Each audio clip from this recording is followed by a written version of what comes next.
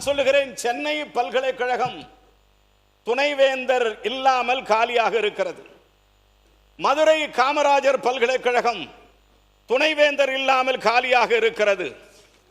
தொன்றுதொட்டு தொடர்ச்சியாக அண்ணா யூனிவர்சிட்டி துணைவேந்தர் இல்லாமல் காலியாக இருக்கிறது. பாரதியார் யூனிவர்சிட்டி துணைவேந்தர் இல்லாமல் காலியாக இருக்கிறது. பாரதிதாசன் யூனிவர்சிட்டி துணைவேந்தர் இல்லாமல் காலியாக இருக்கிறது. இப்படி 13 பல்கலைக்கழகங்களில் 10 பல்கலைக்கழகங்களில் கடந்த 4 ஆண்டுகளாக 5 ஆண்டுகளாக துணைவேந்தரே இல்லை. சமீப காலமாக ஒரு 4 நாட்களுக்கு முன்பு மனோன்மணியம் சுந்தரனார் பல்கலைக்கழகத்தினுடைய துணைவேந்தர் பதவியும் நீக்கப்பட்டு விட்டது, காலாவதியாகிவிட்டது. அழகப்பா பல்கலைக்கழகத்தினுடைய துணைவேந்தர் பதவியும் காலாவதியாகிவிட்டது. இருப்பது அன்னை தெரசா பல்கலைக்கழகத்தின் துணைவேந்தர் மட்டும்தான். நான் கேட்கிறேன், நீங்கள் ஏதோ இந்த நாட்டிற்காக போராடியவர் போலவும், நீங்கள் ஏதோ இந்த சமூக புரட்சிக்காக வித்திட்டவர் போலவும். கோவை சரி, அவர் தானே பேசியிருக்கார். விடுங்க. மாண்புமிகு பேரவைத் தலைவர் அவர்களே, மாண்புமிகு அமைச்சர், ஆனால் அவர் பேசும் பொழுது நீங்கள் ஒன்று செய்யவில்லை என்று சொன்னால் அண்ணனை பார்த்து இருக்கிறேன். மேலூர் என்ற பொது தொகுதியில் உங்களை நிற்க வைத்து திராவிட முன்னேற்ற கழக தொண்டன் வெற்றி பெற்று இன்னைக்கு மாண்புமிகு அமைச்சர் ஒன்று அண்ணல் அம்பேத்கருக்கு நன்றி. அண்ணல் அம்பேத்கர் இடஒதுக்கீடு, எங்கள் தளபதியின் பிரச்சாரம், எங்கள் எதிர்கட்சி தலைவர் பிரச்சாரம், கருப்பு சிவப்பு வேட்டி கட்டிய உண்மையான கட்சிக்காரன் போட்ட ஓட்டு எங்கள் அண்ணன் அமைச்சர். விட்டுடு, அடுத்ததுக்கு வர. பேரவைத் தலைவர் அவர்களே, உங்களுடைய மூத்த உறுப்பினர் சொன்னாரு, நீங்க மேலூர்ல நின்னீங்க, நாங்க தான் காரணம் அப்படின்னு. நிறைய இடத்துல இந்த திமுக அடிக்கடி சொல்லிக்கிட்டே இருக்கிறாங்க, காங்கிரஸ் ஜெயிச்சதுக்கு நாங்க தான் காரணம், விசிகா ஜெயிச்சதுக்கு நாங்க தான் காரணம், ஐஎம்எல் ஜெயிச்சதுக்கு நாங்க தான் காரணம்னு. நாங்க பதிவு பண்ணிடுறேன், இல்லை இது ஒரு ஜனநாயக விவாதம், பதிவு பண்ணிடுறேன். கிட்டத்தட்ட 22-23 கட்சி கூட்டணி திராவிட முன்னேற்ற கழகம் கடந்த 10 வருஷமா 3 முறை மிகப்பெரிய வெற்றி, ஒத்துக்கிறோம். நீங்க தான் ஆளுங்கட்சி, ஒத்துக்கிறோம். ஆனால் 2026 தமிழக வெற்றி கழகம் தனி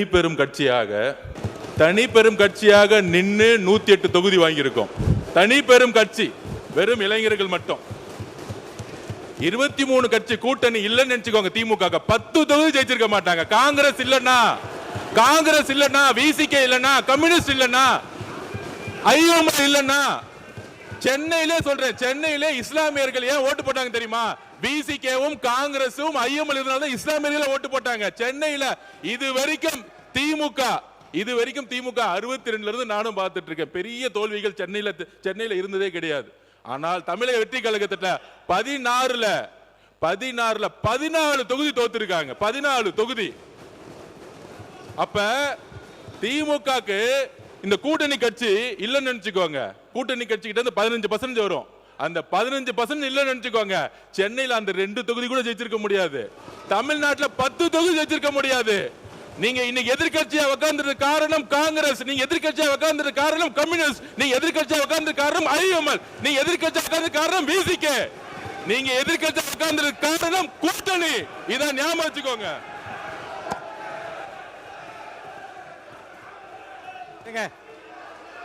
எங்களை மாதிரி திமுக தனியா நின்று ஒரு தேர்தல் 50 தொற்று சொல்லுங்க பாப்போம்.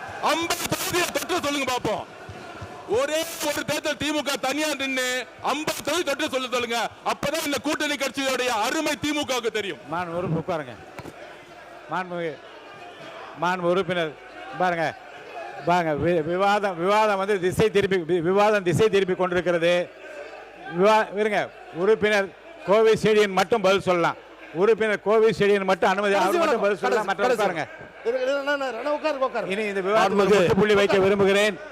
உறுப்பினர் கோவை செடியன் மட்டும் பதில் சொல்லலாம். நீங்கள் எல்லாம் வெற்றி பெற்றதற்கு எதிர்க்கட்சி இருப்பதற்கு நாங்கள் தான் காரணம் என்கிறார். நான் ஒன்றை சொல்ல விரும்புகிறேன். ராஜீவ்காந்தி படுகொலை பாரத பிரதமராக இருந்தவர் ஆனதற்கு பிறகு ஒற்றை இடத்தில் தான் துறைமுகத்தில் வெற்றி பெற்றார். ராஜீவ்காந்தி தான் சொல்ல, ராஜீவ்காந்தி படுகொலையான பொழுது ஒற்றை இடத்தில் தான் ஜெயித்தார், துறைமுகத்தில். வேடிக்கையோடு சொல்லுவார், கடலாடி வருவாய் என காத்திருந்தேன் வரவில்லையே தம்பி என்று சொல். அது ஆக அதையும் ராஜினாமா செய்தார். வெறும் 0 திராவிட முன்னேற்ற கழகம், 0த்திலிருந்து இந்த தமிழகத்தை ராஜ்யமாக ஆண்ட இயக்கம் திராவிட முன்னேற்ற கழகம். வெற்றி தோல்வி வரும் போகும், அது நிரந்தரம் அல்ல. அதற்காக விடாப்பிடியாக பேசுவது என்பது நியாயமும் அல்ல, முறையும் அல்ல. எதையும் எதிர்கொள்ள திமுக தயார். மாண்பு உறுப்பினர் நேரு அவர்கள், கூட்டணியில் இருந்து வெற்றி பெற்றோம் என்று அது நாங்கள் ஒத்துக்கொள்கிறோம், அதெல்லாம் ஒன்றுமில்லை. எங்களுடைய கூட்டணியிலிருந்து வெற்றி பெற்றவருடைய ஆதரவோடு தான் நீங்கள் இன்றைக்கு ஆட்சி அமைத்திருக்கிறீர்கள். அதை செஞ்சுங்க. உங்களுக்கு அவ்வளவு ரோசமா தனியா நின்னா அவரை வெளியே அனுப்பிச்சு விட்டு ஆட்சி வந்தீங்க. ஏன் வெளியே ஏன் அவர் வந்து 80ல தோத்து போய் நின்ன போது காங்கிரஸை கை கொடுத்தது திமுக இல்லைன்னா காங்கிரஸே வந்திருக்காது. எப்படி அப்படி சொல்றது? சவால்கள் எதிர் சவால்களுக்கு ஒரு முற்றுப்புள்ளி வைக்கிறேன். மாண்பு பொதுப்பணித்துறை அமைச்சர், இதோடு இந்த விவாதத்துக்கு முற்றுப்புள்ளி வைத்துவிட்டு மானிய கோரிக்கை நான் போக வேண்டும். மாண்புமிகு பேரவைத் தலைவர் அவர்களே, இங்கு ஒவ்வொரு கட்சிக்கும் தனித்த அடையாளம் இருக்கிறது. ஒரு தேர்தல் முடிஞ்ச பிறகு யாருக்கு யாருடன் சேர வேண்டும், யாருடன் ஆட்சி அமைக்க வேண்டும், அந்தந்த கட்சியோட நிலைப்பாடு. இது யாருக்கும் அடிமை கிடையாது. ஒரு தேர்தல் முடிஞ்சவன கூட்டணி முடிஞ்சிடும்.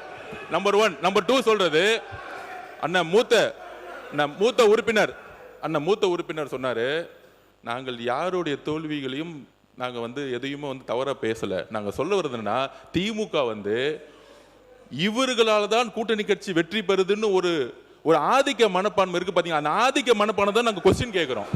அந்த ஆதிக்க மனப்பான்மை தவிர எல்லாரும் சேர்ந்து தான் ஒரு வெற்றியை உருவாக்கி இருக்காங்க. அதை பதிவு பண்றோம். எல்லா கட்சிகளும் சேர்ந்து ஒரு கூட்டணி உருவாக்கிய பொழுது அந்த வெற்றிக்கான காரணம் எல்லா கட்சிகளும் சமமா சொல்லணும்.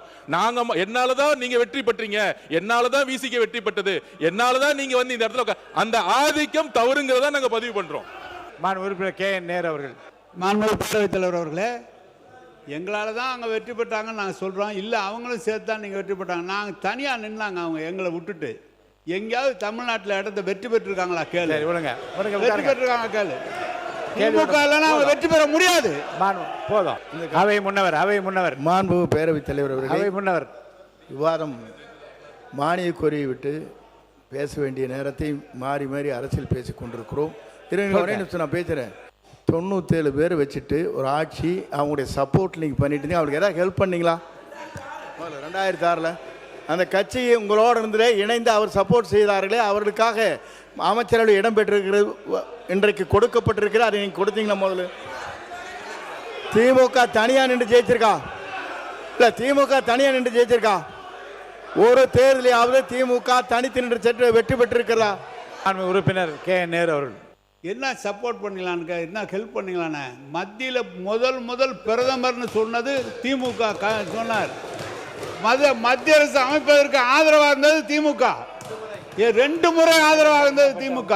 என்ன சப்போர்ட் பண்ண? நாங்கள் சப்போர்ட் பண்ண.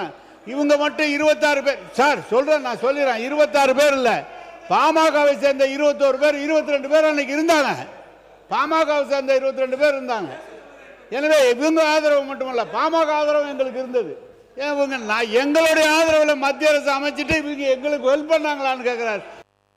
பிளே ஸ்டோர் மற்றும் ஆப் ஸ்டோரில் இருந்து பாலிமர் செயலியை QR கோடு மூலம் பதிவிறக்கம் செய்யுங்கள். செய்திகளை உடனுக்குடன் பெறுங்கள்.